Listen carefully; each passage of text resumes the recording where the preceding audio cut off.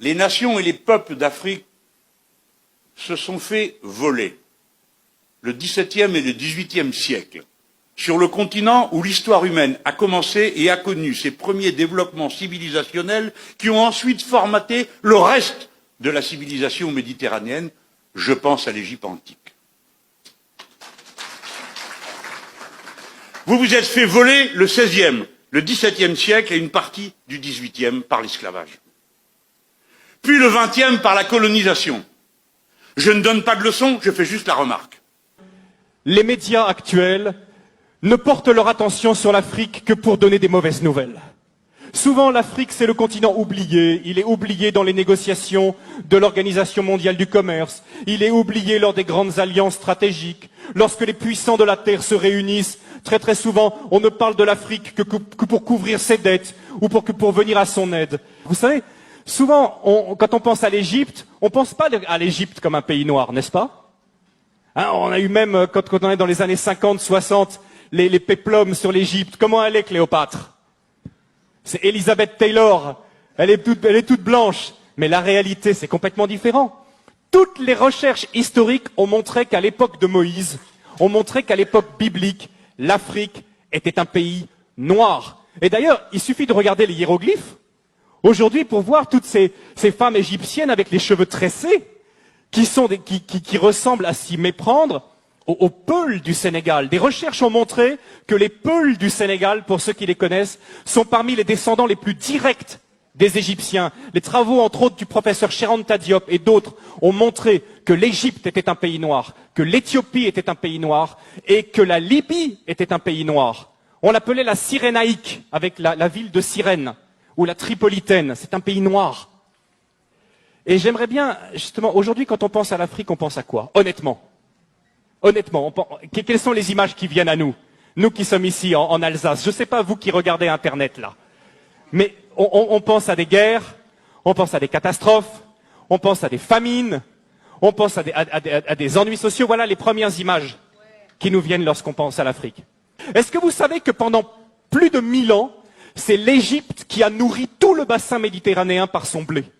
L'Égypte possède un cadeau de Dieu extraordinaire qui s'appelle le Nil, qui est probablement le fleuve le plus extraordinaire du monde, un fleuve qui vient du lac Victoria au Kenya, qui coule dans un delta.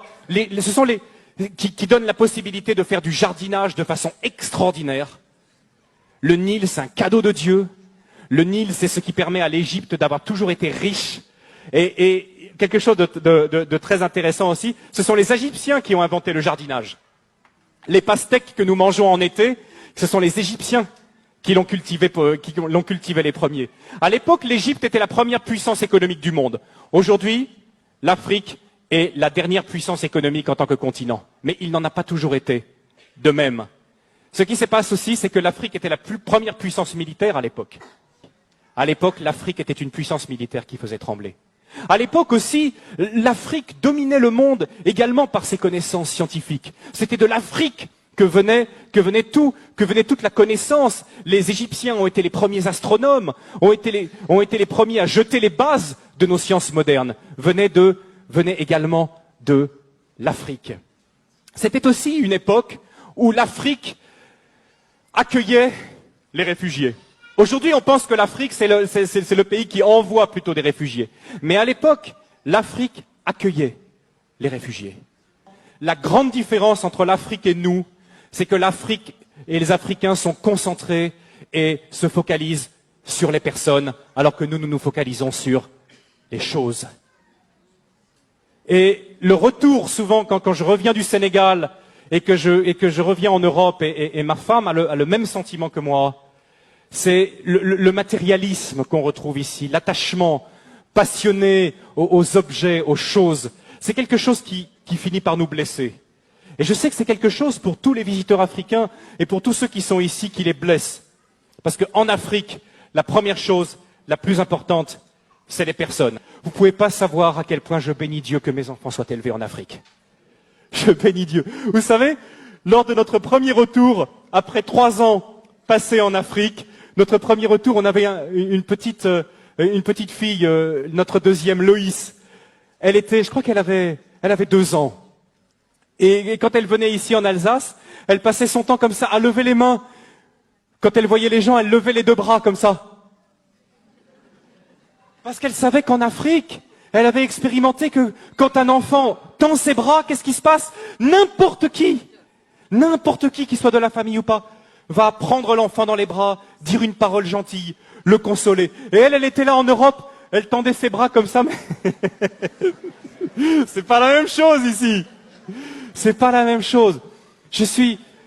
Grandir en Afrique, c'est grandir dans le continent le plus humain, le plus chaleureux et pour moi le plus merveilleux qui se puisse être. Je remercie. Encore une fois ce matin, je profite de ce passage, je dis merci à l'Afrique. L'Afrique est le continent le plus humain du monde. Alors bien sûr, chez nous, ça nous a apporté beaucoup. On a le développement, on a les machines, les voitures, on vit plus longtemps, on est en meilleure santé, on a de l'argent en banque. Est-on plus heureux? Est-on plus heureux? On nous dit toujours qu'on cherche le bonheur. Et je partage quelque chose aussi avec vous ce matin, c'est que je trouve en moyenne que les Africains que je connais sont beaucoup plus heureux, même s'ils ne sont pas chrétiens, sont en moyenne beaucoup plus heureux que même beaucoup de chrétiens que je connais en Europe. C'est triste à dire, n'est-ce pas? Mais nous sommes tellement soucieux.